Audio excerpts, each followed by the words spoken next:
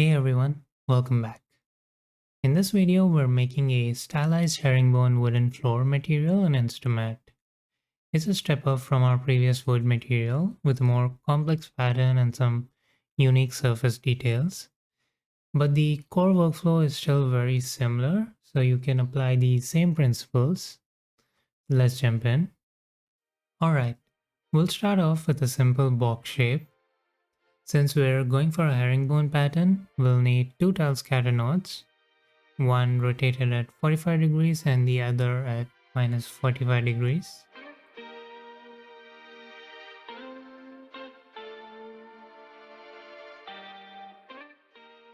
Then just offset them to get that alternating arrangement. I did run into a small scaling issue when blending those two, so if things don't line up quite right, try setting the size of one axis to around 1.01. That usually does the trick. Just like last time, I'm using a mix of edge detect, distance and bevel node to control the base shape.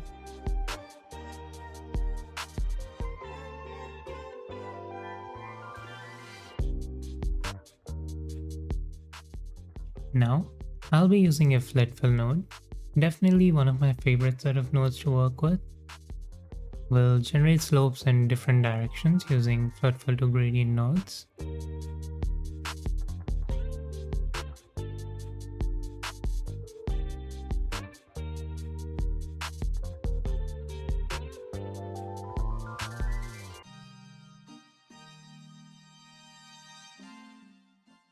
To control where each one appears, I'll use a flat fill to mask for the randomization.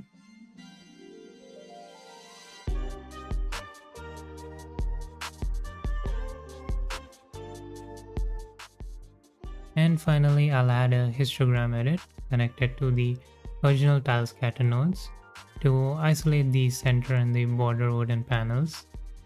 That just helps make sure the gradients appear exactly where we want them.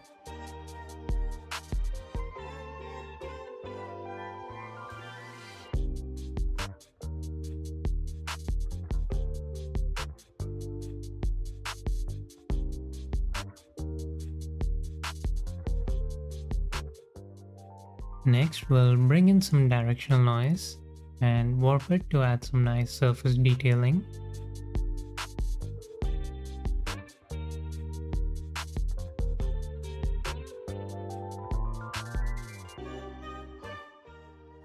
I'll then use two flat fill mapper nodes, one for each panel direction, and make sure the orientation is correct for each.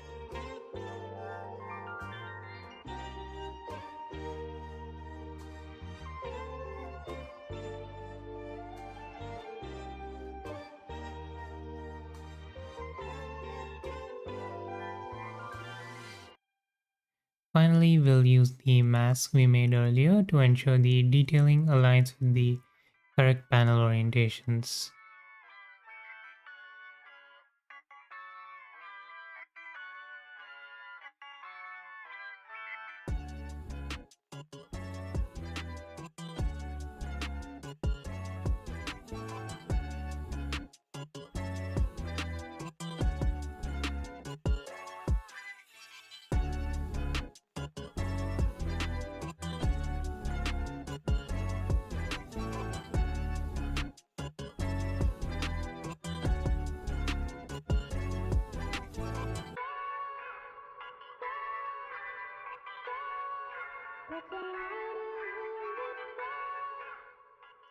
Next, I'll duplicate this whole group of nodes, but this time I'll swap out the directional noise with anisotropic noise.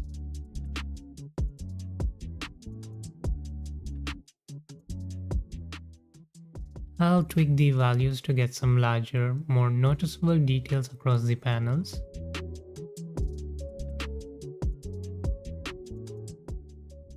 Since the mappers and orientations are already set up, we don't need to change anything else.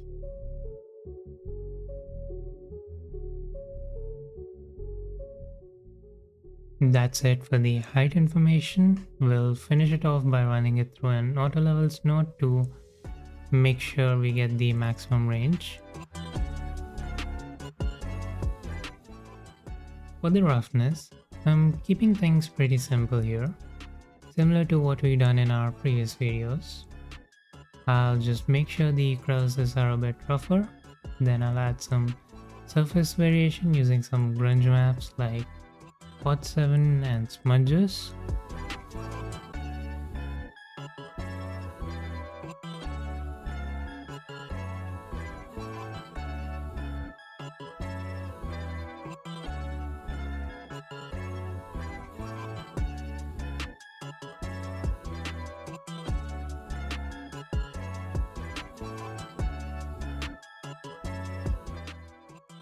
To wrap it up, I'll use a slow blur to put some smudging near the panel borders.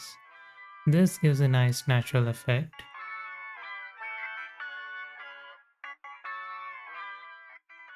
And finally, I'll finish with a levels node for a bit of fine tuning.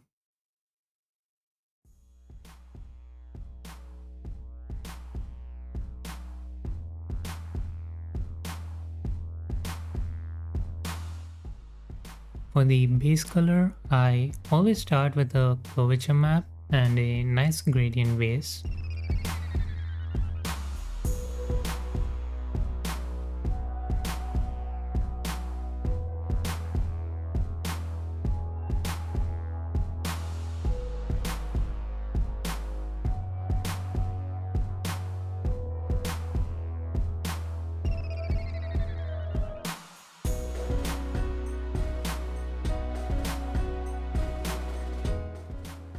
Then I use a flood fill to average node combined with a noise to introduce some random color variation across the wood panels.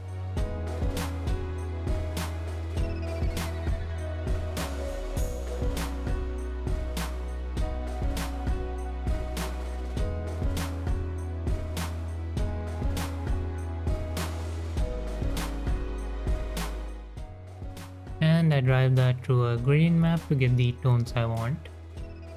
You could always use a flood fill to color node instead. It's totally a matter of preference. I just like the extra control this setup gives me.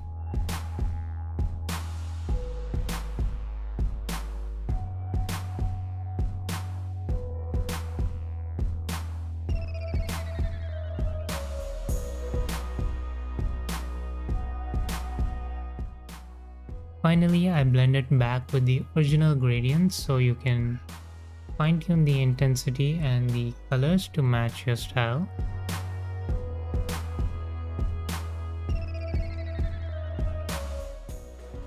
I'll add some curvature highlights.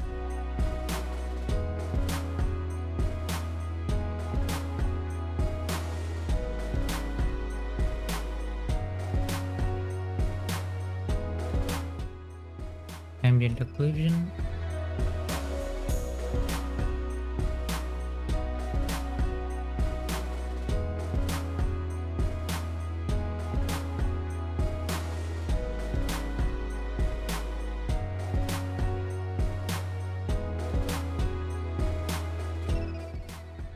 And a slow blur with the ambient occlusion to introduce some subtle color variation near the edges.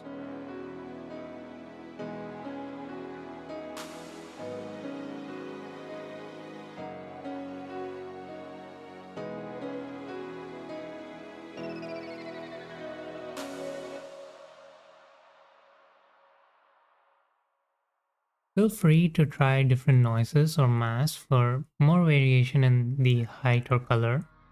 It all depends on how detailed you want to get. For this video, I mainly wanted to show how to build the base pattern and map everything cleanly onto it.